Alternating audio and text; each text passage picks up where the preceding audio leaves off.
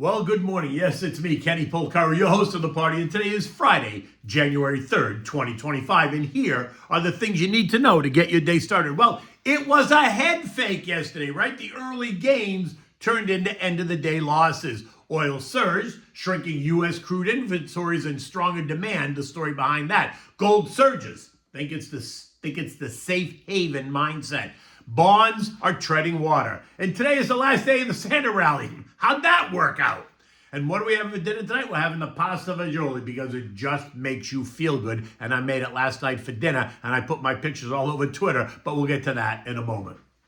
Okay, yesterday's early morning excitement was nothing but a dead cat bounce. The rally we witnessed in the pre-market failed to hold, and it turned into losses by the end of the day. The losses now totaling more than $1 trillion over the past week, leaving many to ask, what's next? By the end of the day, the Dow lost another 151 points or 4/10. The S&P down 13 points or 0.25%. The Nasdaq lost 30 points or 0.2. The Russell added 1.5 points or 0.1%. The transports lost 72 points or 0.5%, while the equal weighted S&P added 10 points or 15, almost 0.2%.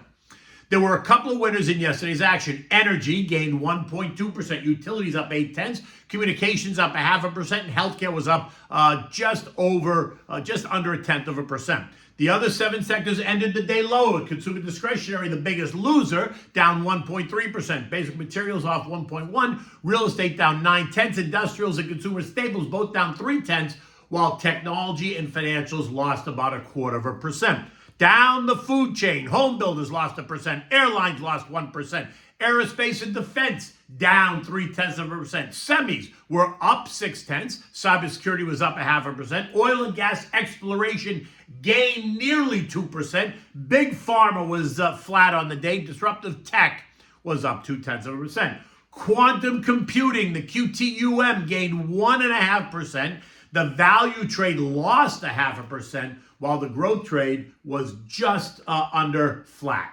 The contra trades continue to work well for investors that are betting on further declines. The VIXI up 2.1%, the DOG up 0.4, the PSQ up 0.25%, the SH up 0.3%, while the SPSX was up 0.8. Gold surge, rising $30 or 1.15%. Many flocking to gold as that safe haven play as stocks continue to come under pressure and bond yields tease higher. After testing 2,600 on the 30th, gold has managed to rally $81, trading up and through one trendline resistance at 26.58, only to kiss, test, and fail to pierce another one at 26.86.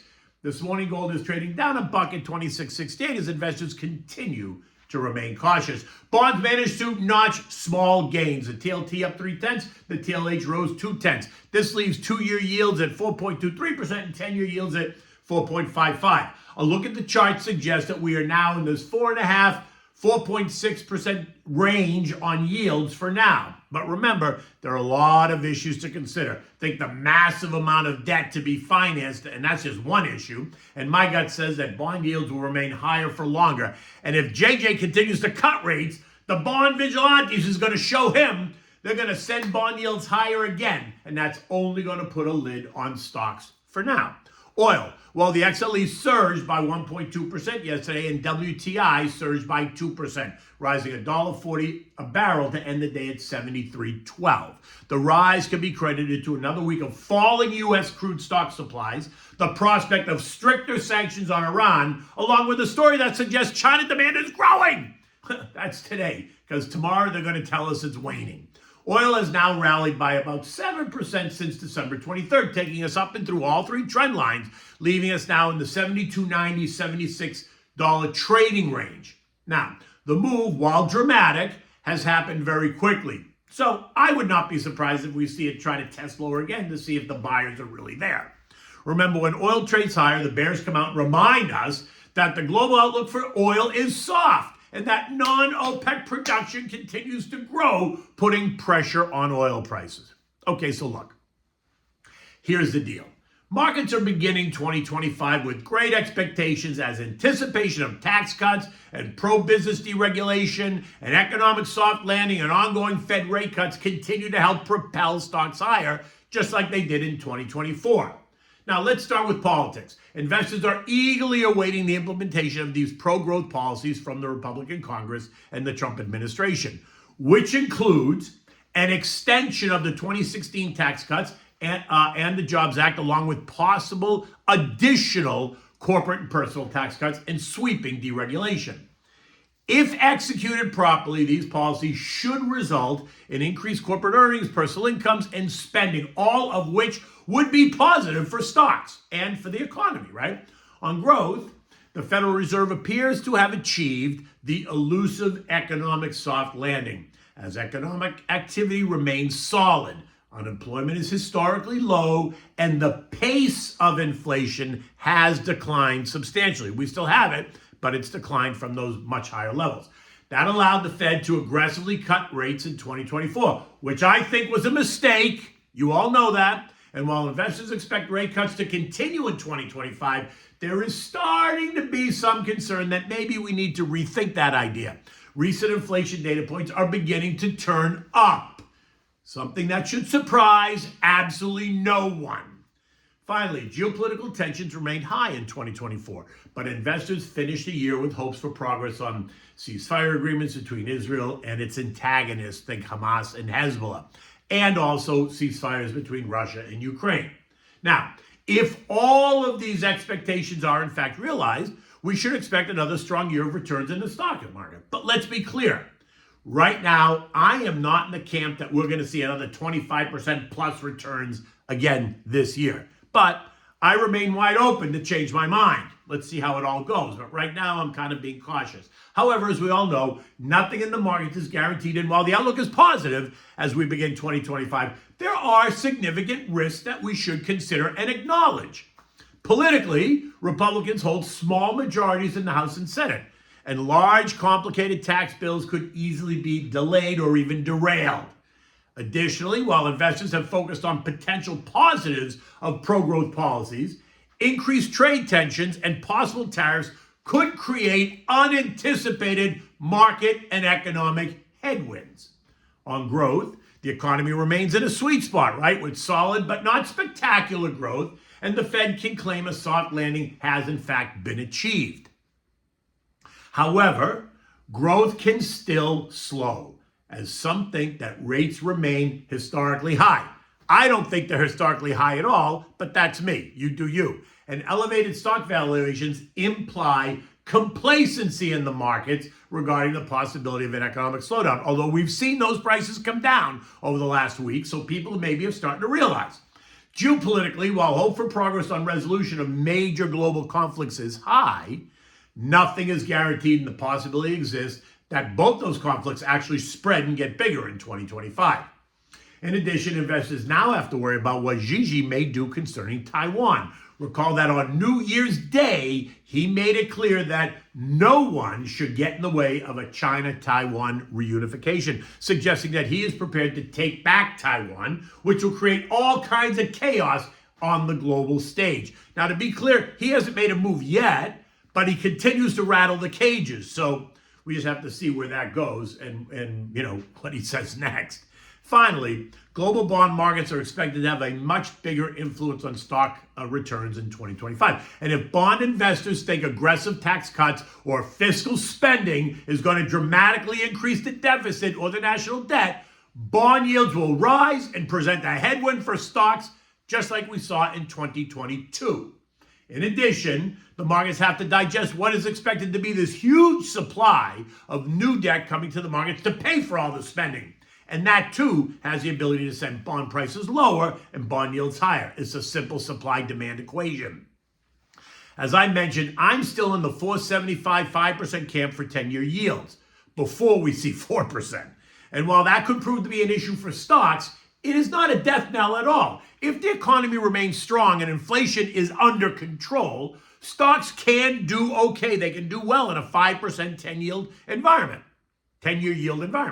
The issue is going to be if the economy starts to fail. Then stocks will not be able to perform in that same 5% 10-year yield environment.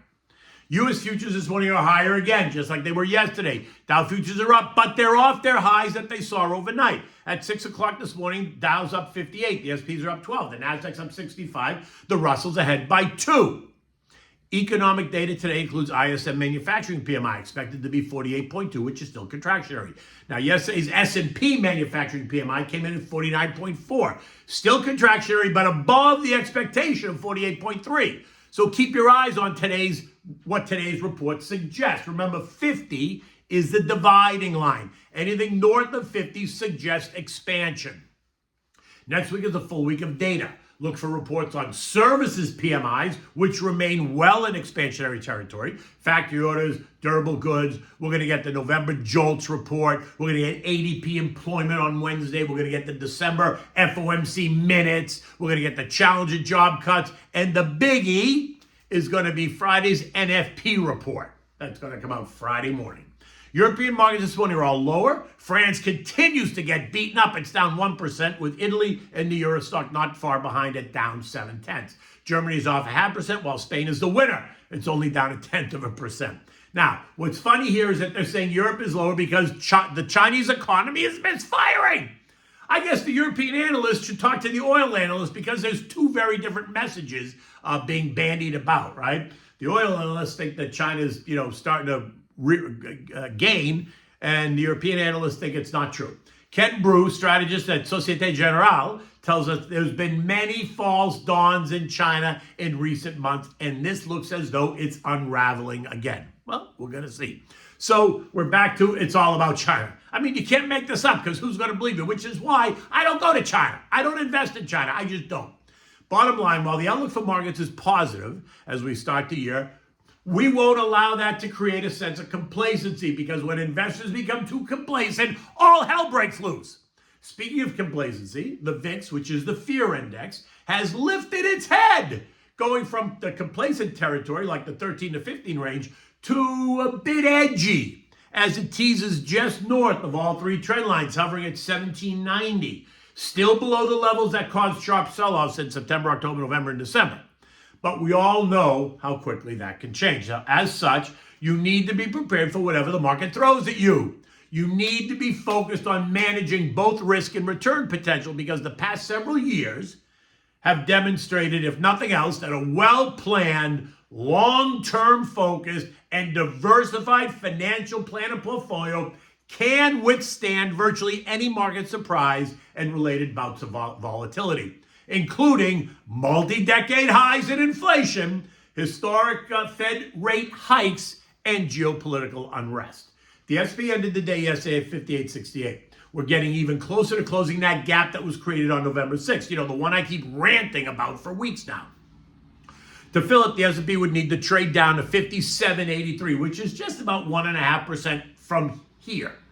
I expect that that's going to happen, so I'm not convinced that the pullback is over just yet. I still think that there's more work to do to the downside for the markets, but that's going to be the opportunity then for the long-term investor. Earnings season begins on January 15th with the release of the big bank earnings from JP Morgan, Citibank, Bank of New York, Goldman Sachs, Wells Fargo, et cetera, et cetera, et cetera. Any questions? Give me a call. You can click on the link in my blog. I give you the link to my website, or you can go to slatestone.com and just click on the Contact Us page, put KP in the message box, and I will reach out to you, discuss your investment portfolio, and maybe any questions you have concerning the markets or just how you're thinking. So what do we have for dinner tonight? We're having the pasta fagioli, right? It's another comfort dish, and it's so good. I made it last night when I got home. It takes all of about 40 minutes, and I posted all my pics on my Twitter account, right, at Kenny Polcari, from start to finish. Now, for this, you need chopped celery, carrots, and onions. You need a red or yellow or green bell pepper, just one, not all three. You need 6 or 7 cloves of sliced garlic, 1 can of tomato sauce, 1 container of beef broth, cannelloni beans, a pound of sweet Italian sausage. Some people use ground beef. Nah. Olive oil, fresh grated Parmigiano cheese, and the cheese rind, and 1 cup of ditalini pasta, salt, pepper, and fresh basil. Begin by adding olive oil to the pot, then add the chopped veggies and the garlic, season it with salt and pepper, saute it around for 10 minutes till the veggies get soft. Next, you're going to add the sweet Italian sausage, season it again with a little bit of salt and pepper, and cook it until the sausage is all brown. When that's happened, add in the can of tomato sauce and the container of beef broth, add in the cheese rind and a can of cannelloni beans, juice and all, and some fresh basil, a couple of leaves or so. Bring it to a boil, then turn the heat down to low and just let it come together and simmer for about 10 minutes. Taste it and adjust for seasoning. Now, bring it back up to a boil, and when it boils, add 1 cup of ditalini pasta. You can also use small elbows here, right? Let it cook for about 6 to 8 minutes. Taste it. Take it off the heat because the pasta will keep cooking. When serving, you want to top this with a fresh grating of Parmigiano cheese. And remember, the pasta grows and it sucks up all the sauce. So less is actually more. Capisce? Otherwise, you're going to put all this pasta in this pasta fagioli, and then when it grows, it's going to suck up all the sauce. You don't have any sauce left. So 1 cup of ditalini or 1 cup of elbows, right? And again, depending on how much you make, but for what I just told you, that's what you should do. In any event, look at my pictures on my Twitter account at Kenny Polcari. It was so good. In any event, until Monday, take good care.